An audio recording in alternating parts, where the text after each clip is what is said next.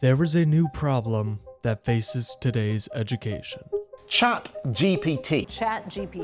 ChatGPT. Since its release to the public, students from all sorts of educational backgrounds have been using ChatGPT to write their essays and answer homework problems. This new development has caused a massive stir surrounding its use in education, some calling for it to be used as a tool, while others calling that it be banned entirely.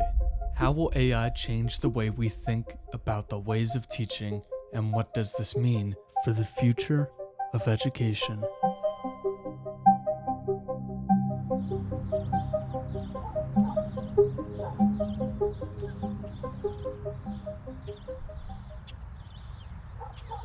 I want to say it was probably early February that I first heard about it. I feel like it's been pretty ubiquitous since February. So there's not a day goes by where I'm not seeing something on this topic in higher ed, in sort of the social media flavors. Faculty here have been raising it through some Senate and governance concerns. AI has been on the radar for a long time. So I think when ChatGPT came out, it just seemed so different and unique. And I question now whether it is as different and unique as I may have thought it was when I first heard about it. In June of the year 2020, ChatGPT is released to the public, trained on what's called the Common Crawl dataset, which contains trillions of words from millions of web pages, giving ChatGPT access to a whole corpus of information and knowledge, which it uses to be able to answer prompts in a variety of ways. With its primary medium of conversation being text, there is a concern of students using it to write essays, given its ability to do so at a level which has never been publicly seen before. There's two sort of primary buckets of concern, and one is on the academic integrity. How are students going to be using this, if at all? So that was immediate. Hearing about it was immediate. As soon as ChatGPT came out, it was knowledgeable that people could be writing papers with it. My initial reaction, I thought it was kind of risky to use it on essays. I didn't think it would be that good to warrant getting caught, but then I saw how good the results were for my friends, and struggling in one class, and boom, I had a pretty good essay written for me for a good grade. In a survey conducted by Best Colleges, 43% of students have admitted to using ChatGPT and similar software. Of those who have used AI tools, 50% say they have used them to help complete assignments or exams, which equates to 22% of the 1,000 participants in the survey. But having it outright just write information for you, I think it is sometimes a little cheesy. And it is a little risky if you do multiple assignments in a row, because it's an AI and it's going to say some of the same things over and over again. And if you're lazy and if you're sloppy and you're not editing it, it will get caught, because it will rip information right from the front page of Wikipedia word for word. And, your professor might pick up on that. Look, our job as educators is to ensure that from a pedagogical lens that learning is taking place, and how learning is monitored is not in A, B, C, D, E, F, G grades. So if there's a pivot or a requirement for us as educators, and I don't mean just higher ed, I think from K-12 all the way through, then that responsibility is on us to how do we monitor and gauge if learning's happening. Our goal in education is to teach individuals so that they can use knowledge to move forward with, so they can use their knowledge to improve things. If ChatGPT is used by students to not have to go through the process of thinking and clarifying things and understanding things, it becomes, for the student's sake, it becomes a lack of learning, and therefore they don't gain the skills needed in order to move forward. And if I have a student who is going to do that and use that as a starting place and is going to think critically about it and adapt it to what works for them, that's great. That's a tool. It's the trying not to learn, which really is more work in many ways than actually learning. That makes me sad.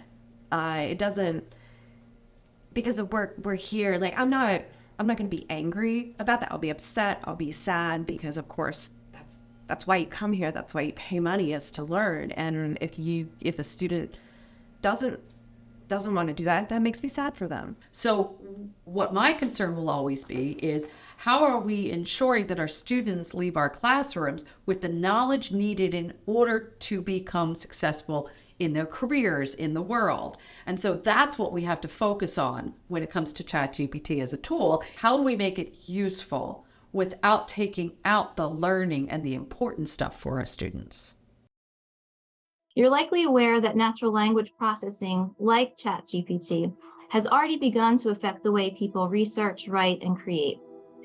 With this technology evolving rapidly, we need to think critically about how we will navigate these tools in our classrooms to best support students in their academic, personal, and professional lives. I think I used it for a few assignments in a row, and I felt that I was severely lacking my ability to actually recall information from the course. I feel like I was kind of cheating myself a bit. I understand using it to edit. I've used it to edit and grammar check, and I think it's been very good, and I think that that's a very good use of the tool. So when I submitted my dissertation for my graduate school doctorate, I hired an editor. I'm not an APA guru. I don't want to be an APA guru, right? I'm an amazing college administrator. I'm not an APA trained writer. So what is the difference between, if as you laid it out, me taking an original curated thought that was authored by me and handing it off to an editor to clean up grammatical errors, to spot check, to fact check, to ensure that my citations are accurate, that's kosher currently. And using technological advancement that, does not require me currently to pay by the hour, by the word, by the page. What's the distinction? You wrote that paper.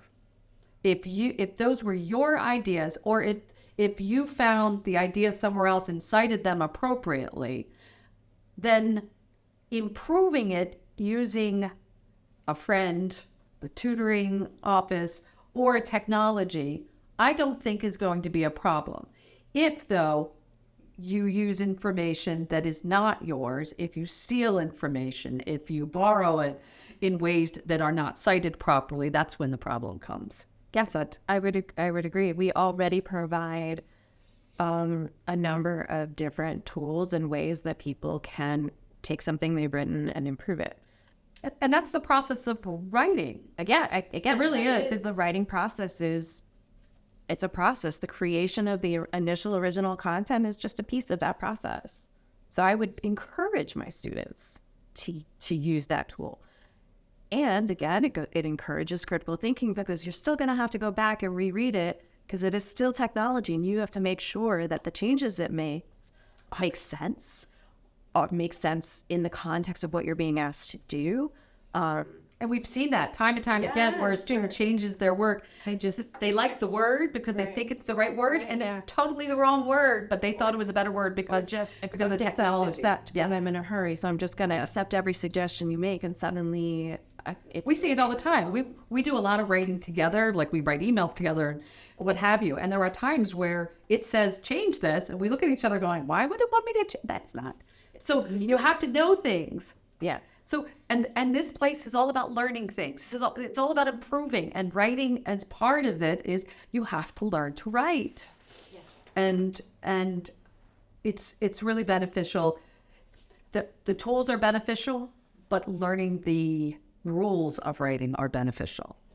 I think people don't know what they don't know, right? So faculty that have been doing it one way for, and administrators. So I'm not singling out faculty, but higher education or educators writ large are going to need to be schooled on it. If policy decision is going to come from state leadership or so we report to a Secretary of Ed. Department of Ed is the federal arm. So depending on where the policy and procedure originates from, is it coming from the government? Is it coming from the state government? Is it coming from institutional leadership? Is it coming from faculty up? There needs to be a training of people that have not been exposed to it, that don't understand, that are not familiar. And so I think that's one thing. And I think expectations on students needs to be communicated. Yeah, I'm currently pursuing higher education and becoming an educator myself. I hope it's figured out by then. But in the case that it's not, I really hope that we've developed a mutual understanding of how AI learning has affected education, and I hope that I've created a lesson plan that allows me to gauge my students on their learning without having to just have them regurgitate the information back to me, and not in a mindless way that every AI can do. And I think if I knew a student provided me with a paper that was written by someone other than them, by an AI, it would be the same way that I could imagine a teacher feels now if a student is given a paper, that was written by another student. I think as a tool, computers were, again, I'm old enough to remember, I was not a digital native. I was not born with a laptop. I was not born with a cell phone. I was not born with a smartphone in my hand. So if you just look over the last 50 years of technological evolution, this provides an opportunity for, as a tool, as asked, to be an additional tool in a student's toolbox. Is there opportunity for abuse? Is there opportunity for bad actors to behave badly? Of course, but I think with the proper guardrails and the proper constraints, it's absolutely a value add advantage that students can and should rely on. I think it'd be on me almost that I provided them with stuff that could be done like that. Essays, it's kind of hard to change the exact format, but I do understand why it is tempting to just do it and to just have it write your whole essay. So I would hope that I could influence my students in a way that they don't feel like that they need to do that they're confident in their own ability. But if I mess up and it's, an AI, I don't properly take it by the horns, and I think it can ruin a course. And I think it lowers the respect between teachers and their ability to teach and students and their ability to learn. I think obviously, as I said at the top of this, I think all of us can recognize that we're really only at the beginning of this conversation. As the panelists have talked to us about today, we're absolutely at a new space in terms of a new ethical space, a new pedagogical space, and we're going to need to continue to have conversations like these that are reasoned and informed to help us make good decisions and to help our students make good decisions.